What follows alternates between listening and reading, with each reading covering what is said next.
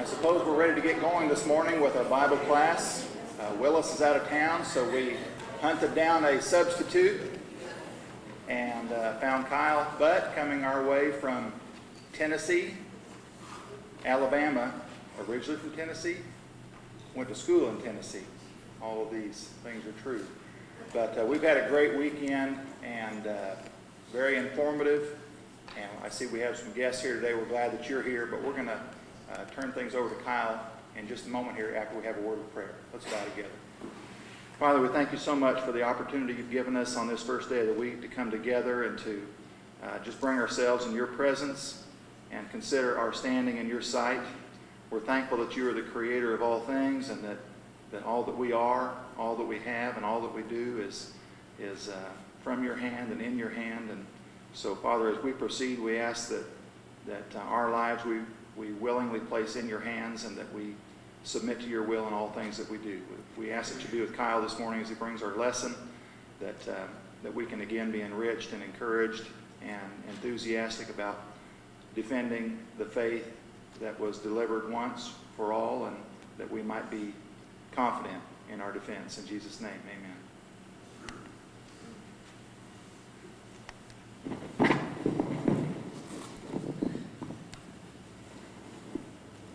It would be nice if I could tell you that weekends like this were unnecessary, that we don't need to take time to stop and defend the existence of God because, hey, everyone in the United States believes in God and that's something that we should be able to take for granted. I can't do that because that just simply is not the case any longer. Now, I believe that when I was growing up, you're looking at, 20 years ago, that was the case. Had you asked me or the young people in my youth group if we knew someone who was an atheist, none of us would have said we did. Not to my knowledge, maybe 1 out of 100 or so. The things are changing in our country very rapidly. About 20 years ago, they did a survey, asked people if they believed in God. Out of all of the people they polled, about 91% of them said yes, we believe in God and we are associated with some type of religious organization. About 10 years later, they asked the very same question to the same demographic of people. Do you believe in God? About 85% of them said, yes, we do. We're associated with some type of religion. About 14%, 15% said, no, we do not. Now, when you look at that in one way, that's still very exciting. 85% of the people that are polled believe in God. In fact, the latest polls tell us that 50% of all of the people in the United States of America believe that God created the world some 6,000 to 10,000 years ago, exactly like Genesis 1 says. 50%, 1 out of 2. But the troubling thing about the aforementioned statistic is this. The largest growing group in our country, unbelief, skepticism. 20 years ago, it was 9% of the people polled. 10 years ago, it was 14%. A 5% jump for the skeptical community. Now you say 5%, okay, that's not that big of a deal, except for the fact that that's the largest growing religious group in our country. You understand that there is most likely not a single young people in this congregation that has not heard the atheistic arguments against the existence of God. Most of them have now been informed that the Bible is filled with contradictions. Of course, the Bible is not filled with any contradictions. It doesn't have a single legitimate one in it. But they have been told through Facebook or some other electronic medium or one of their friends that how can they believe a book that just simply cannot be verified by science? How can they believe in a God when they can't see that God? Who made God? Where did God come from? Why do you believe in a God who would allow children to die in the Old Testament? Do you know that the Bible is filled with teaching that supports slavery? Did you know that the Bible is sexist against women? Did you know? Well, we've got answers to all of that at Apologetics Press, but what I need you to understand is that we are living in a time, in fact, probably the first time in the last 200 years that we've ever had to deal with this type of material.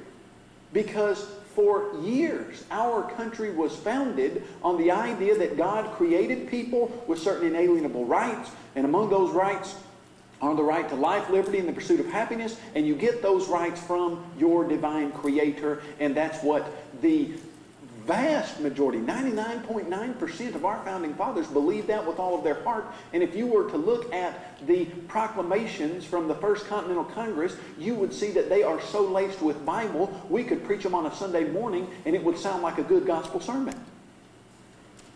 For the first time in 200 years, we're having to do what we did this weekend.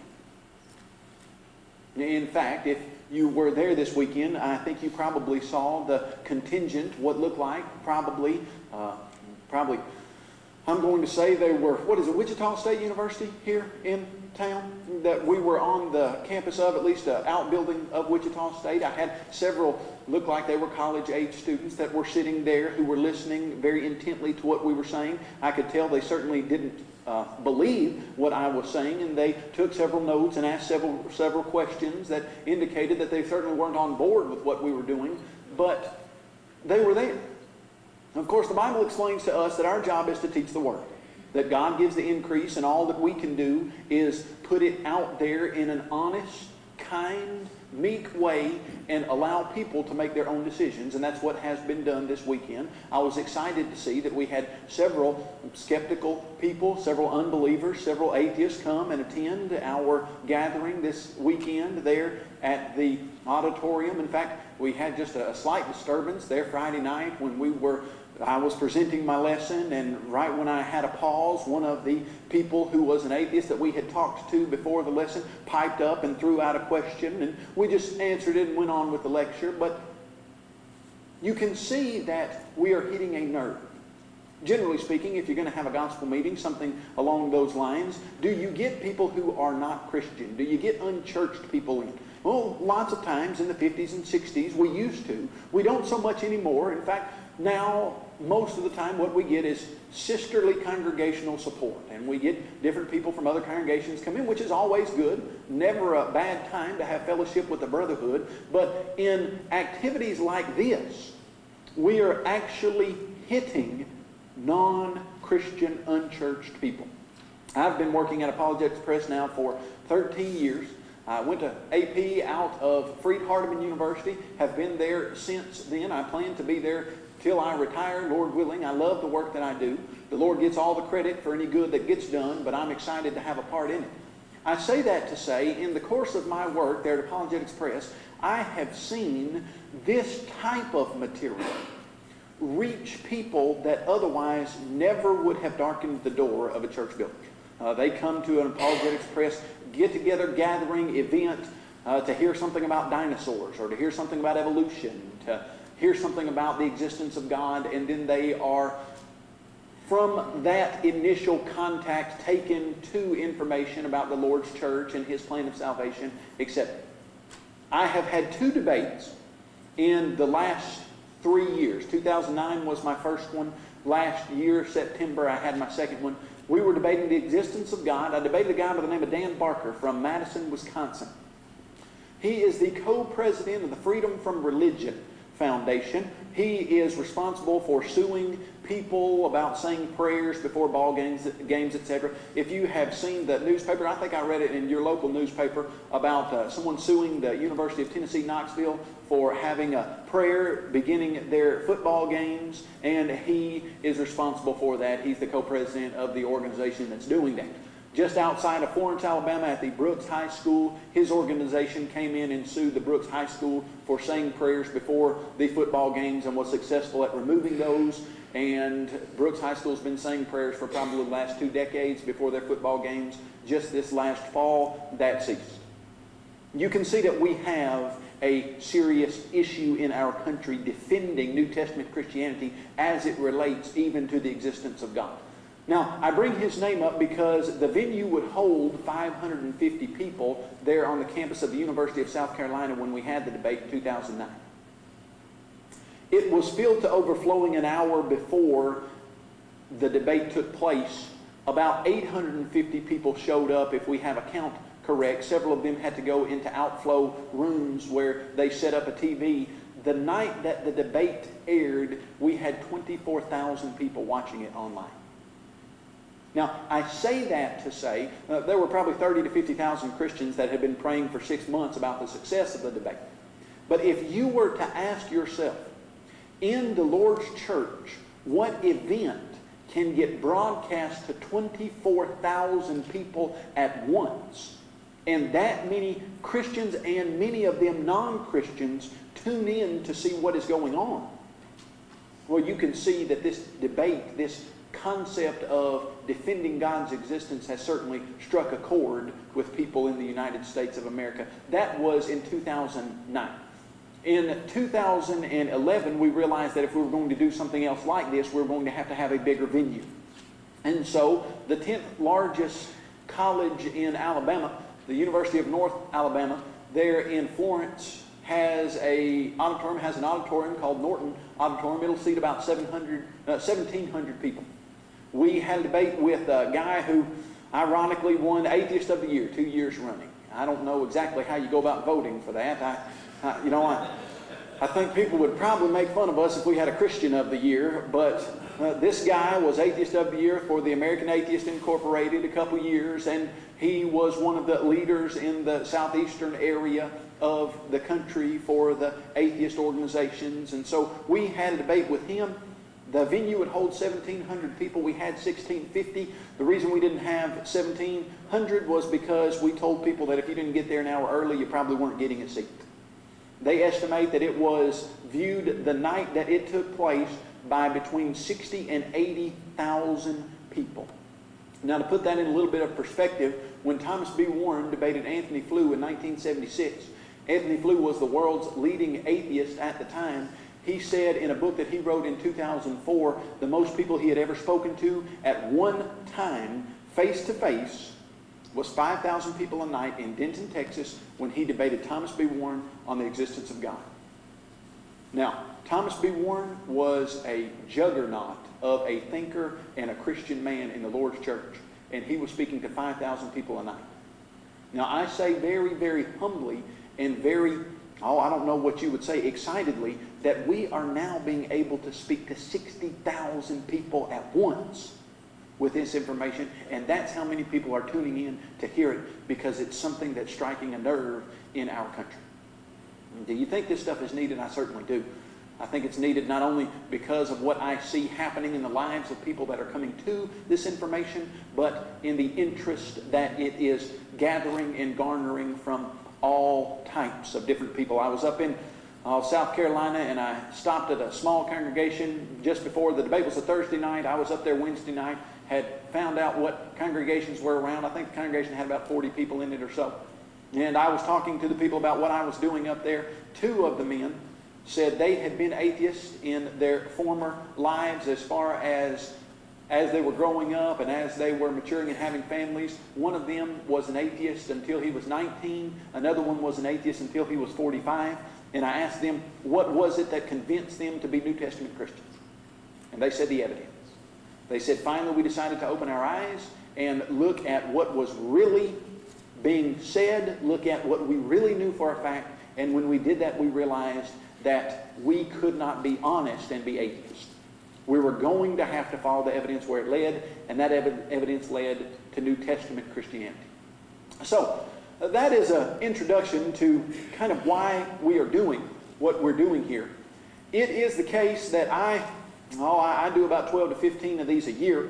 And when I say 12 to 15 of these a year, I speak on a Friday night, one time, Saturday, 3 times. Yesterday we spoke for about 4 hours or so. We do about 3 hour-long presentations and then a question and answer.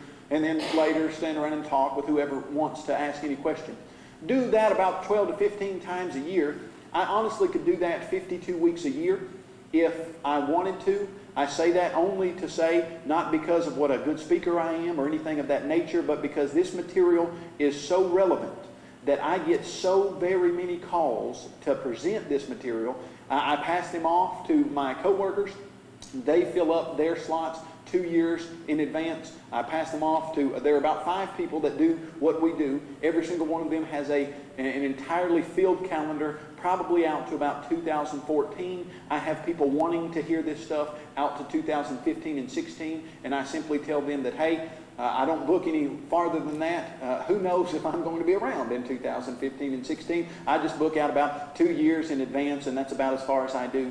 But honestly, we could do this every single weekend of every single year across the country. I got 3 kids, and I don't think that they would appreciate me being gone 52 weekends a year. I got a 9-year-old, a 7-year-old daughter, and a 4-year-old son. I got 2 sons and a daughter, and I like to be home to see them some. But I'm telling you that to say, this material is something that our nation is craving, and it's something that our nation is needing now more than ever. This is the first time in the history of our, bicentennial nation, a little bit longer than that we've really had to establish this kind of stuff. But it's something that we really need to do. Now that's going to truncate my lesson here a little bit, but work with me. This is a statement from an atheist by the name of Charles Smith. He says, "In the beginning was matter, which begot the amoeba, which begot the worm and the fish and the amphibian and the reptile, begot the lower mammal, which begot the lemur, which begot the monkey, which begot the man who imagined God." This is the genealogy of man. Now, if I were to ask you, is that what you expect from the atheist? Absolutely, it is. And certainly that's the idea that you would expect to see a person who doesn't believe in God present to you. That's not surprising to you. My then next question would be, is that what you expect to hear from a Christian? If you were to look at this statement, take off the last part, who imagined God, could someone who is a Christian adhere to that statement and be confident that it is true? Well, you see, that's what is surprising to me. That there are lots of people across the brotherhood who, if you were to present them with this statement, would look at it and say, you know what, we can accept that statement, everything except that last part, who imagined God. If you'll just take that out, then yes, we do believe that in the beginning was an amoeba, and the amoeba begot the lemur, etc., etc.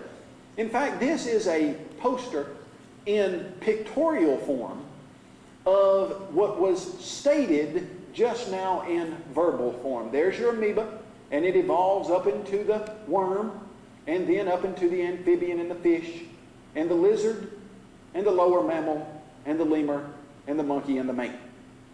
Now there again, you say, all right, that's what you expect from an atheist. This was a picture that we took off of the science building at one of the schools associated with the Churches of Christ.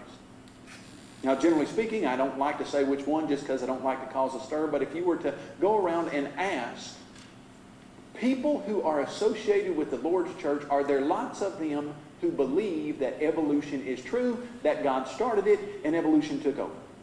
Yes, in fact, generally speaking, in an audience like this, there are about 10 to 20% of the people to whom I speak that believe in evolution. Now, I understand why they do that. I don't think it's a good course of action, but I understand why it's done. Here's why. A man by the name of Richard Dawkins says, if you meet somebody who does not believe in evolution, now Richard Dawkins is the world's foremost atheist evolutionist. He says, if you meet someone who does not believe in evolution, that person is stupid, ignorant, insane, or wicked. But I'd rather not consider that last one. That's almost a verbatim quote from Richard Dawkins. Who wants to be considered stupid? And certainly not me.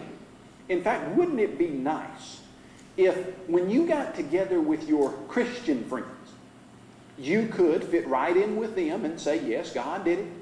But when you got together with your intelligent, smart, scientifically minded friends, you could say, oh yeah, evolution is true, and God might have had a small part to play at the beginning, but yes, evolution took over from... You see, it's a compromise. You can not not cause any ripples, not shake any foundations of any relationships, and when you're with your Christian friends, you can say, yes, I believe in God. When you're with your scientifically minded friends, you can say, well, yeah, but I believe evolution took over, and you can just put the two together. Now, there's a problem with that. The problem with that is the evolutionists admit that, oh, no, you can't do that.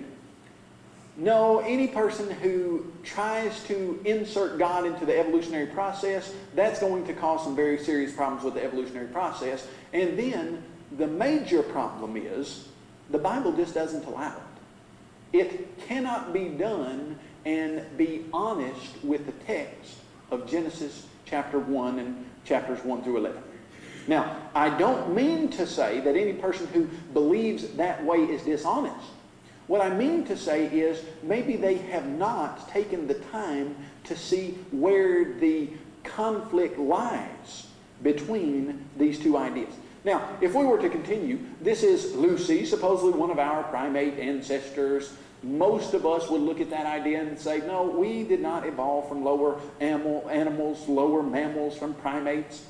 There again, this information was taken from one of my colleagues' nieces was attending a different school associated with the Lord's Church. This now is one that was a little bit farther north than the last one we discussed. And in one of her night classes, it was a teacher that was just a part-time teacher, but she was teaching cultural anthropology. And she was explaining to her class that Lucy is one of our ancestors and that we should buy into the idea that humans evolved from primates.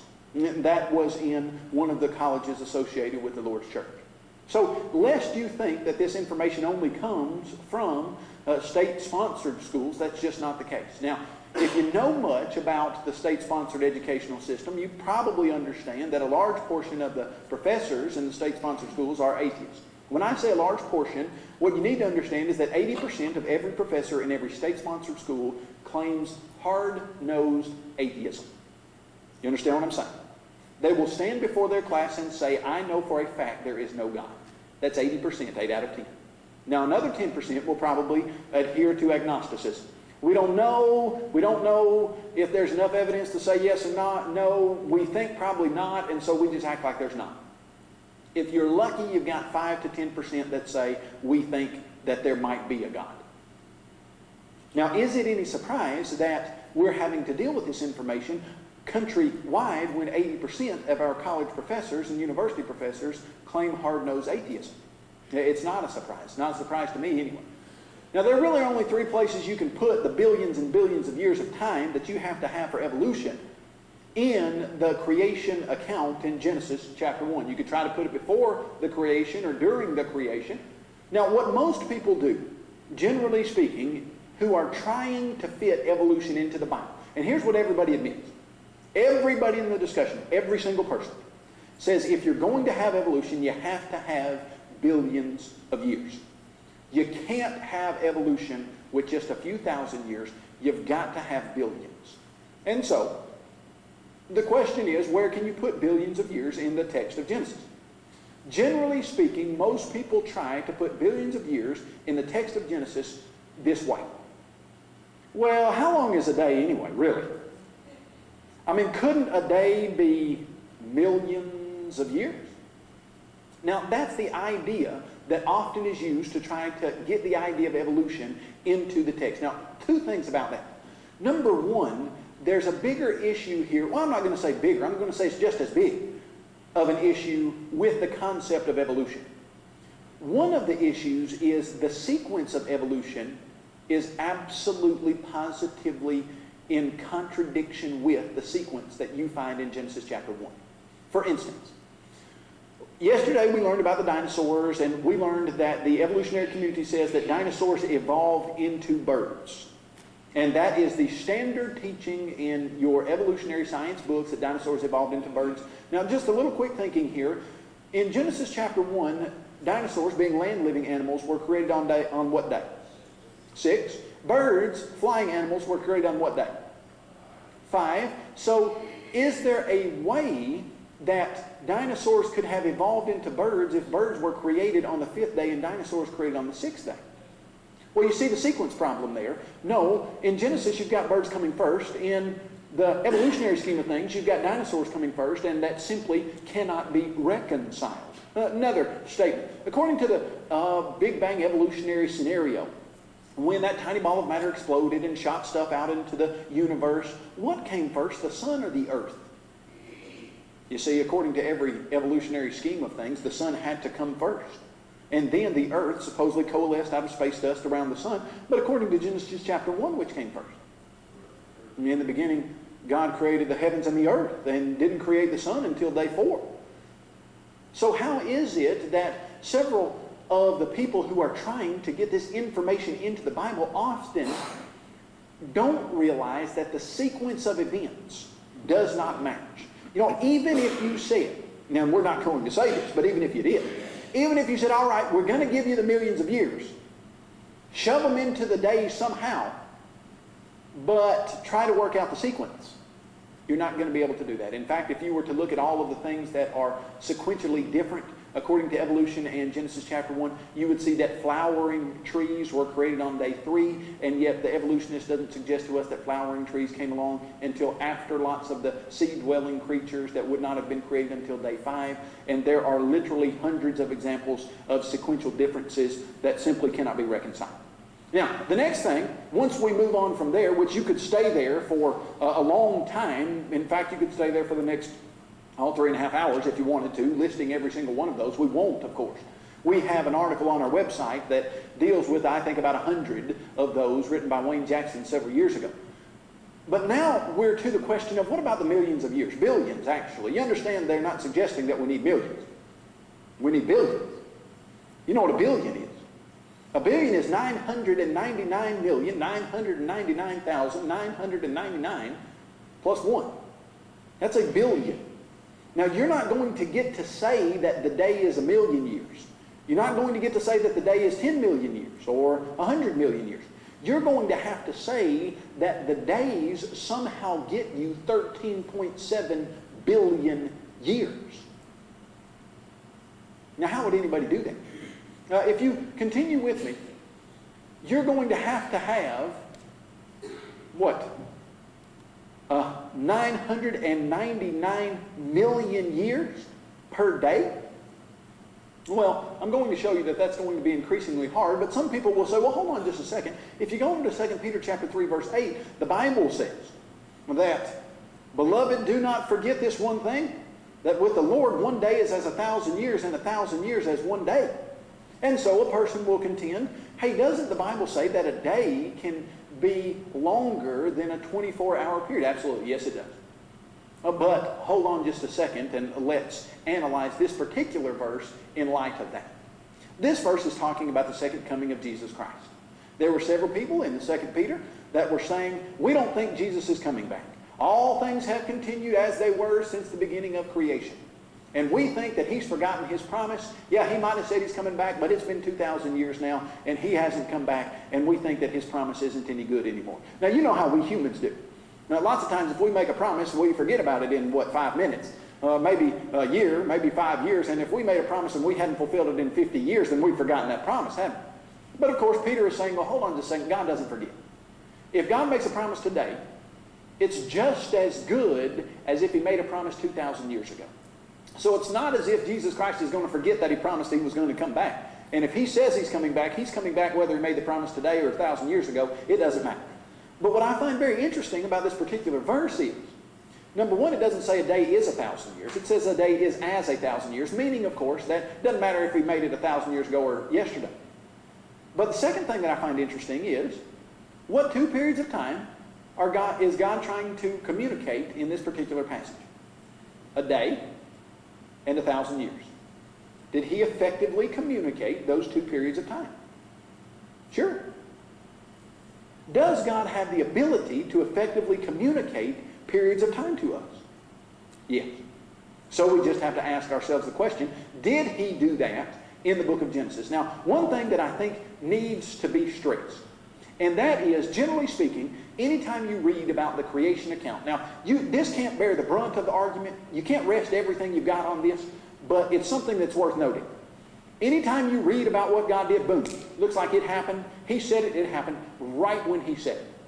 If you were to read Psalm 33, 6 through 9, by the word of the Lord, the heavens were made, and all the host of them by the breath of his mouth. He spoke, and it was done. He commanded, and it stood fast. God commanded, and they were created. You don't get any type of sense from the writing there, from the text, that God spoke, and 6 million years later, it started, and 998 million years later, something else took place, and you just don't get that sense. Now, as you look at this, a person will say, you know what, Kyle, the word day is used a lot of different ways in the Bible. And they're right, that's true. And in fact, if you were to look at it, the word day is used as the opposite of night. You remember what Jesus said? That I must work while it is day. The night's coming when no man can work. What was he talking about? Generally speaking, you got about half of the time, 12 hours to 14 hours, that's sunlight, and about half of the time, about 12 hours, that's dark. He said, I must work while it is day, talking about the period of sunlight as opposed to the nighttime. Sometimes you see a period of time in the future. In prophetic literature, lots of times you'll read the day of the Lord is going to come as a thief in the night. Well, what's that mean, the day of the Lord? That's an unidentified period of time in the future. Doesn't mean a 24-hour period, just means some time in the future. You don't know exactly what time that is. The total days of creation. If you were to go to Genesis chapter 2, Genesis chapter 2 says this is the history of the creation on the day that he made it.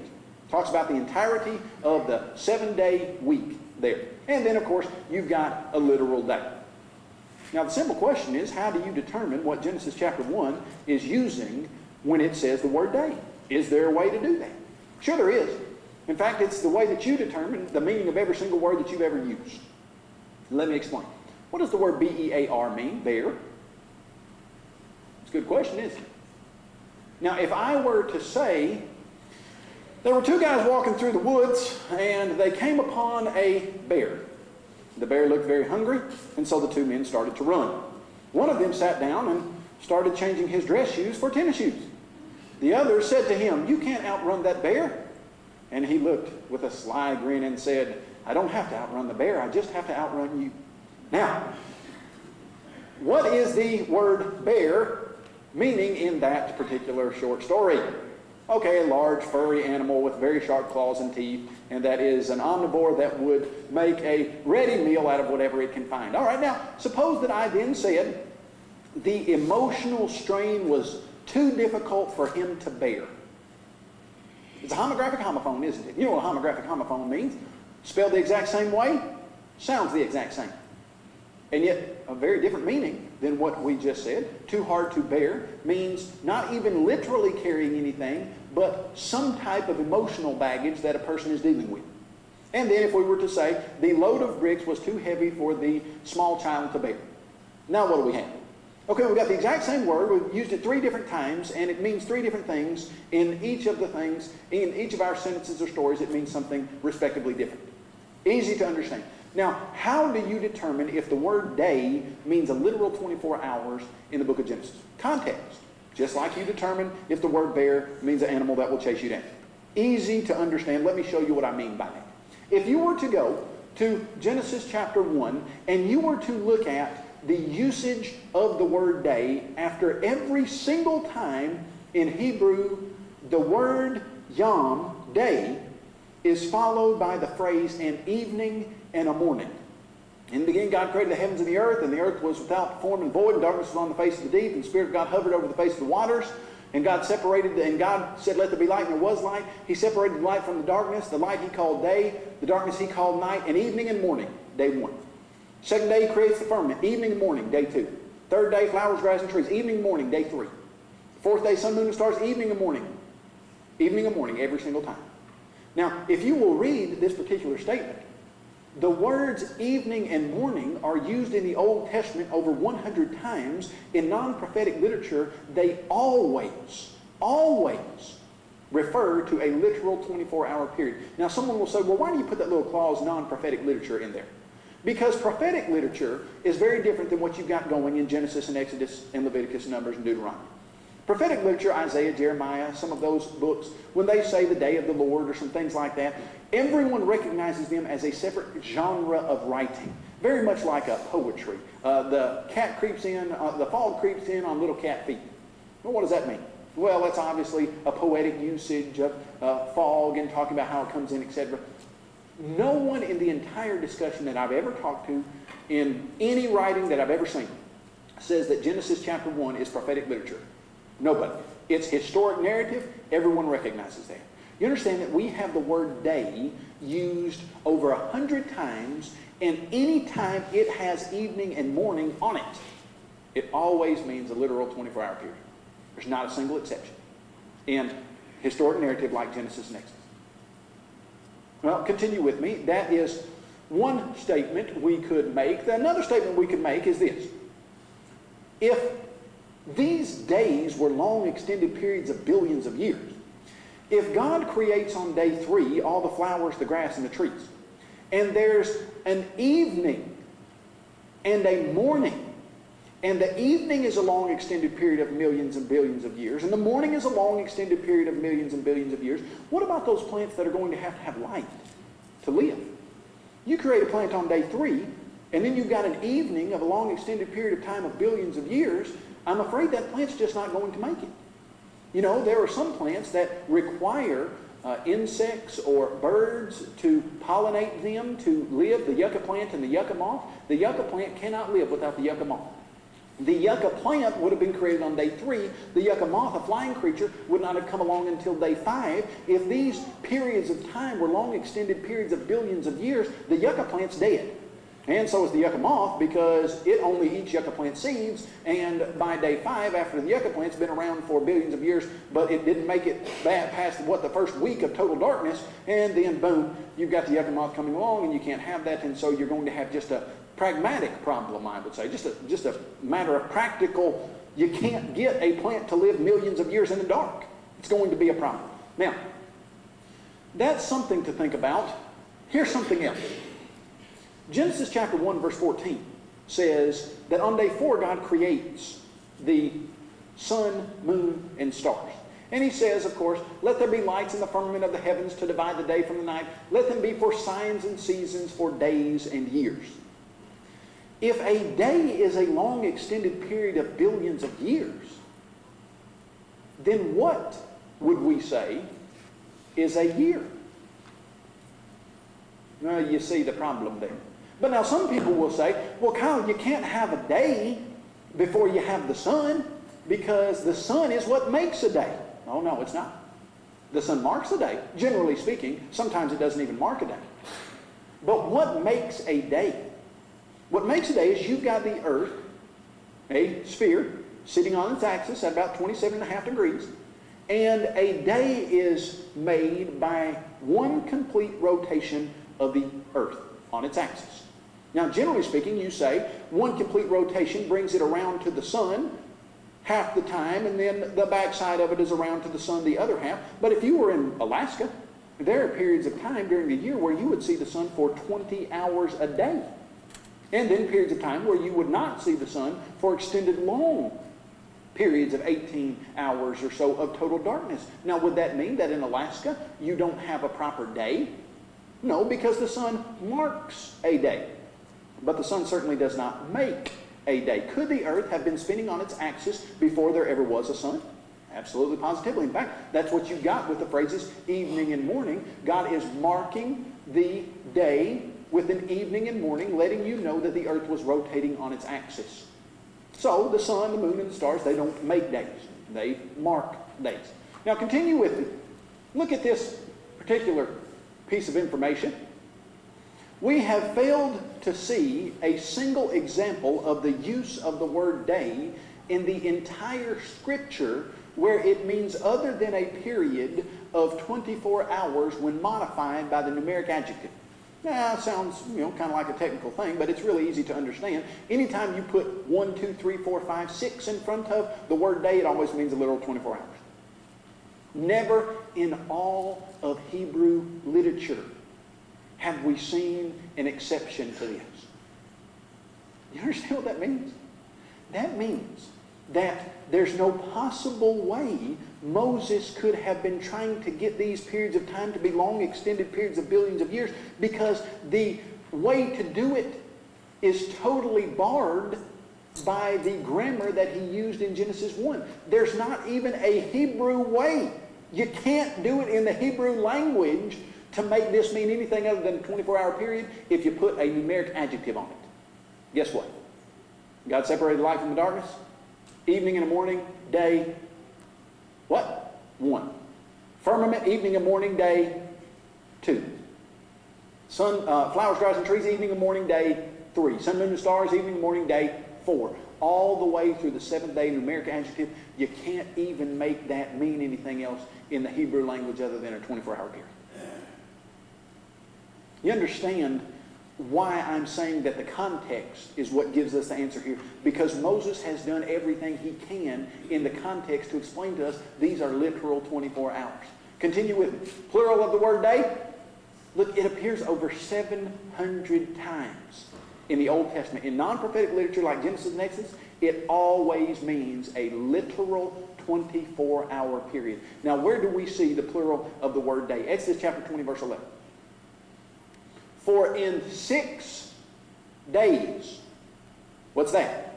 Plural of the word day. It appears 700 times. We've never seen a single exception to it meaning a literal 24-hour period. Now watch this. The Lord made the heavens, the earth, the sea, and all that is in them, and He ceased His creative activity on the seventh day. A couple of little things for your information. Lots of times we say God rested on the seventh day, and sometimes that gives us the impression that God was tired and that He needed a break. Well, that word rested means nothing more than ceased creative activity. It's not as if God got to the 6th day and thought, whew, I'm pooped after a week of creating stuff. I need to take a break. God could have created 15 million worlds in 2 seconds if He wanted to. And He didn't run out of energy. It wasn't like He needed to take a break. Now, let's think about that. Remember the Sabbath day and keep it holy. Why? For in 6 days. You know, somebody will say, well, Kyle, you're limiting God's power by saying He did it in 6 days. Couldn't God have created the world in any time He wanted to? Sure. Yeah. Could God have created the world in 6 seconds? 6 nanoseconds? 6 picoseconds? 6,000 years? 6 billion years? Could He have created the world in any amount of time that He wanted? Absolutely, positively, yes. Why did He create the world in 6 literal 24-hour days like He said in Genesis? There's only one reason for that. That is the pattern for the week that He wanted established from the beginning of human history. Do you understand that there is not a natural phenomena available to us that gives us a 7-day week? There's no moon cycle that gives you a 7-day week. There is no earth spinning cycle that gives you a 7-day week. There's not a natural phenomena anywhere that gives you a 7-day week. In fact, some cultures have recognized that and tried in the past to change their work week. If I understand it right, the Chinese, many hundreds of years ago, tried to change to an 8-day work week, or it was the Chinese changing to a 10-day work week and the Russians changing to an 8-day work week. But both of those cultures tried to change their work week because they recognized there's not a natural phenomenon that gives it to you. Disastrous results occurred, and so they swapped it back to a 7-day week. Now, when you listen to Exodus chapter 20, verse 11, God is explaining, here is why I created the world in 6 literal 24 days. It's not like I needed that amount of time. But I did that so that you would have a pattern for a 7-day work week. You see, we get a day from the from the earth rotating on its axis. We get a year from the earth going one elliptical orbit around the sun. Where do you get a 7-day week? Nowhere. So when God explained to the Israelites, in 6 days I made the heavens, the earth, the sea, and all that's in them. What period of time were they supposed to understand that God took to make the earth and the world? 6 long extended periods of billions of years? I mean, imagine the Israelites listening to that. For in 6 long extended periods of billions of years, I created the world, and I want you to work 6 long extended periods of billions of years. And I want you to rest 1 long extended period of a billion years. Does it work? It doesn't work. A straightforward reading of the Genesis text, if you do the deepest research you can, shows you that Moses used every grammatical, contextual construction he had to get you to understand that these are literal 24-hour periods. Now, why would a person not believe that? I really think there's only one reason. That there is something that a person is looking for that I guess the way that I say it generally is, if a person refuses to accept the truth of what Genesis 1 is saying, and they can somehow bend it to fit the current scientific, and I put scientific in quotes, the current scientific idea, what other parts of the Scriptures can they somehow bend to adjust them to something else? Because and I'm running out of time, but over in the Gospels, Jesus says from the beginning of creation, God created man, male and female. And if you were to try to adopt the evolutionary time frame and put humans at the beginning of creation, according to evolution, humans are separated from the beginning of creation by 13.69999 billion years. And so then you're going to have to do some serious damage to the New Testament text. And once you start doing damage to the text in Genesis, you just start taking the sledgehammer to so many other passages. You realize that there's something going on here that's deeper than, hey, millions of years. It's a how am I going to respect and treat the Word of God issue, not a millions of years issue. And it's something that we need to deal with because of what it can do to a person's understanding of the rest of the Scriptures. Sure appreciate your kind time. You've been a great friend as well, and look forward to being with you here in the next session.